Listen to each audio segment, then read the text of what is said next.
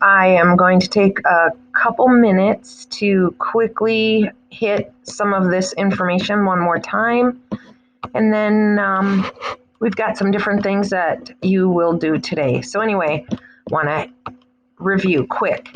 The history of modern psychology. When we look at the history, originally it was not seen as a science. It was taken more like an armchair approach where people were just making observations and guessing what's happening and why it's happening. So we've got John Locke and Thomas Reid. They are both philosophers, and they looked at using the empirical approach, the idea that all knowledge comes from experience. Let me re-emphasize that. All knowledge comes from experience. It emphasizes the role of the human as an observer and the primacy of the senses. Let me say that again, primacy of the senses in defining how the mind comes to acknowledge or acquire new knowledge. There was a marriage of physiology and psychophysics, and so physiologist Hermann von Helmholtz, he was interested in measuring the speed of the neural impulses and explored the physiology of hearing and vision. What he found is that our senses can deceive us.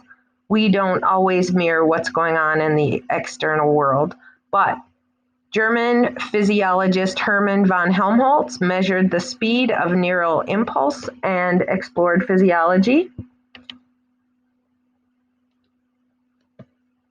And so this is where we move into psychophysics, the relationship between the mental experiences and the material external reality. And this is all going to come together to help us understand this new concept of psychology. Wilhelm Wundt is the father of psychology. He is a German physician, physiologist, philosopher. He's going to open up research labs at the University of Leipzig, which is in Germany. He's going to use introspection, which you're going to do something with here shortly. I asked Sophie if she'd help out. So introspection and self-reports. You're going to study sensation and perception.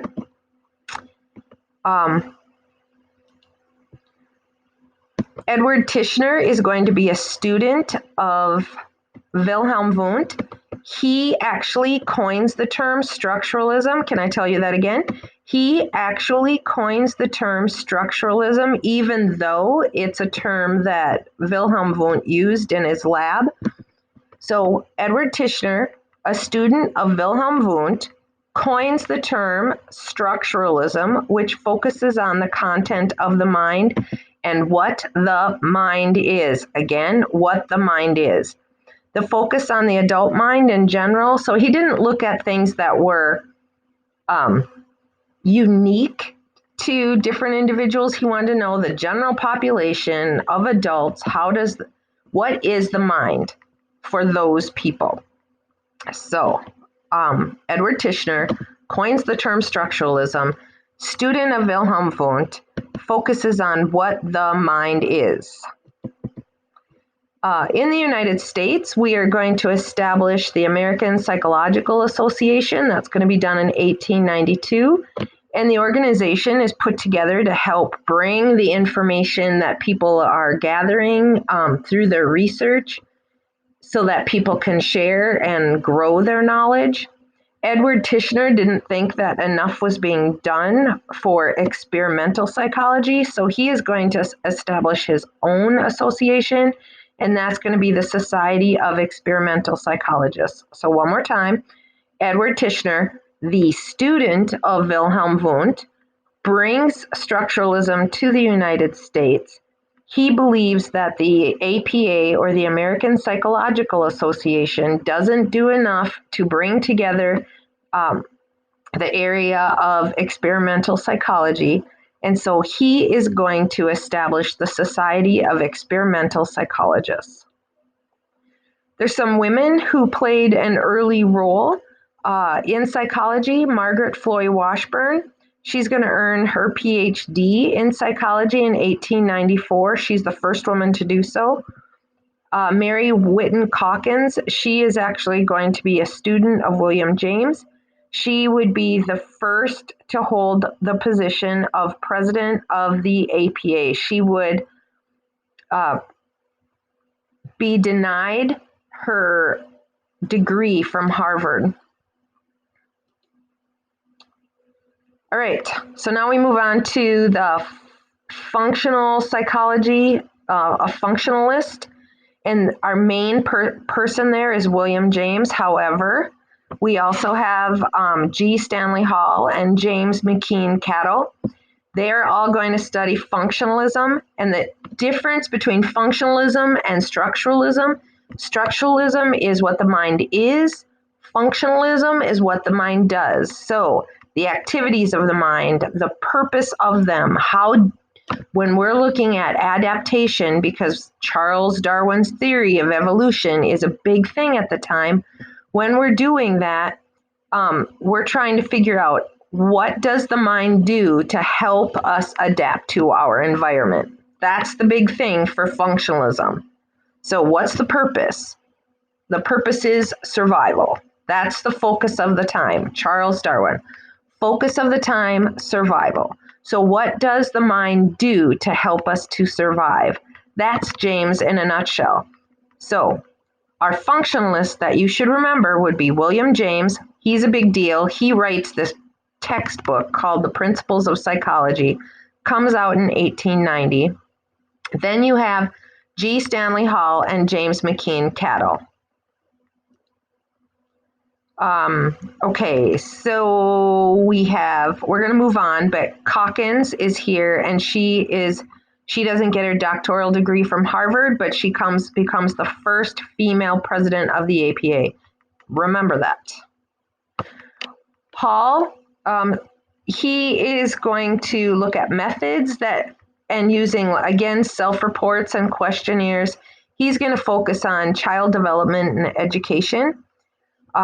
Those are the big things for him. And so with functionalism, he's looking at the process of adaptation and human development.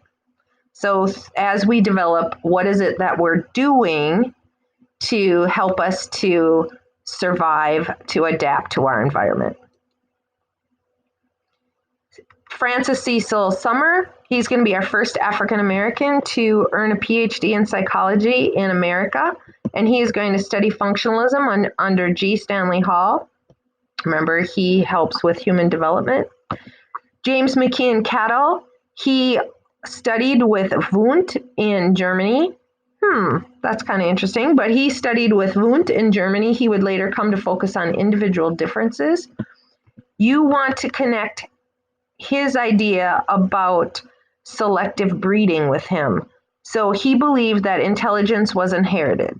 So if we want highly intelligent individuals and intelligence is inherited, then using some of those basic principles of your math classes where you do proofs, then we need to only breed intelligent people. That was his thought process. So he thought society would benefit from those with superior intelligence, and individuals with this level of intelligence should be the ones to be encouraged to reproduce. Eugenics is the promotion of selective breeding, and this is all in the late 1800s, which helps you understand some of the thought process behind the Holocaust. I know a lot of you have taken the Holocaust.